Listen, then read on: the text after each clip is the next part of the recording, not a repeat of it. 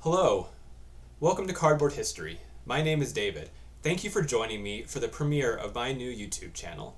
Today, I want to share with you the purpose behind this channel and a little bit of my collecting journey before sharing a card that I recently picked up, as well as a card that has been in my collection for a while. I've decided to name this channel Cardboard History because I primarily want to focus on the history of baseball cards and the occasional basketball or football card. I'm really interested in looking at the sets and cards from the 19th century, pre-war, and even post-war vintage era. I want to look at the production of the cards, the transmission, distribution, and how the cards came to be what they are today.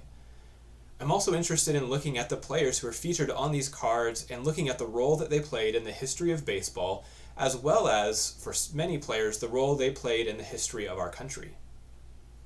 Now, collecting for me began back in the 1990s when I was a kid, and I collected a lot of basketball cards. I occasionally collected some football as well as baseball cards, but I really focused on basketball in the 90s. It was a great time to collect basketball cards. However, as I got into high school, I began to lose interest in collecting cards and didn't really come back to it until after I graduated from college in 2011.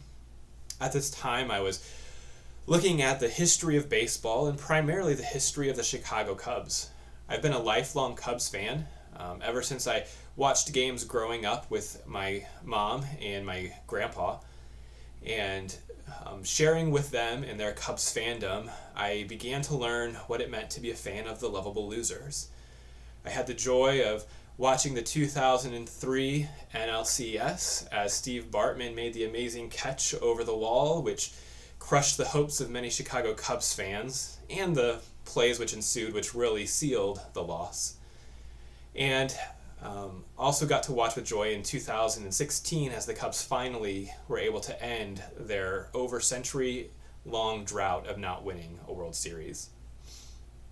As I was looking into the history of the Cubs in 2011, I decided that I wanted to start a project collecting cards from the players that were on the last team to win the World Series in 1908. So I picked out the T206 set and set about collecting a card for every player that was on the 1908 World Series roster. The project took me about a year to complete, and as I gathered all the cards together, I put them in a frame and hung it on my wall and took another break from collecting until 2020. In 2020, during the pandemic, I began to look back at some of the cards that I had collected, looking back at some of the basketball cards from the 1990s and some of the other cards that I had accumulated over the years. And reminiscing, I slowly began to realize that card collecting was a growing hobby once again, and popularity for breaking cards and collecting all the new sets of modern cards was really burgeoning in the midst of the pandemic.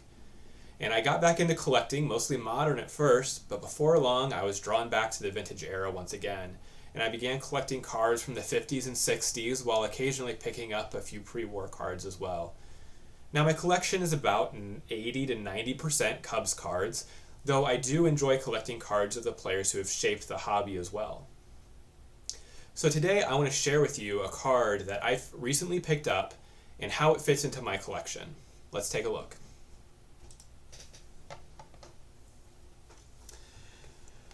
This is a 1911 Piedmont Cigarettes T206 Orville Overall. Now, Orville has several cards from the T206 collection, and this is my second card of him that I have from this series.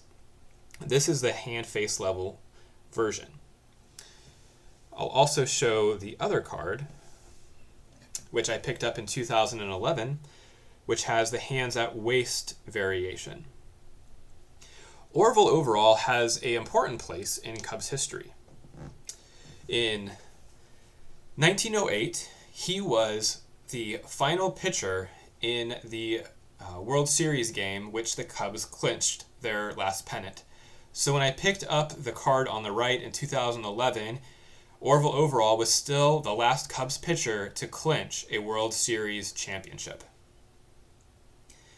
Now, Orville isn't only important in Cubs history because of that. He also pitched the first ever World Series game that ended in a tie in 1907.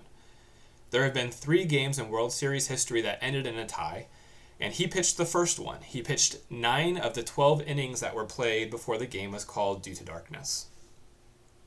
Now, while overall, with his interesting name, might not garner the same attention as some of the other Cubs from history, such as Tinker, Evers, and Chance, as well as Mordecai Three-Finger Brown, he does hold an important place, and his cards are also an important place in my collection due to the role that he played in helping the Cubs to win their second World Series in 1908, as well as their first in 1907.